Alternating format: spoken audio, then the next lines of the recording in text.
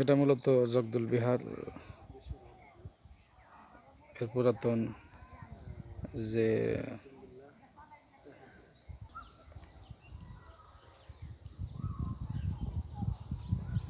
অনেকটা মহাস্থানগড়ের মতোই প্রাচীন নিদর্শন বাংলাদেশের।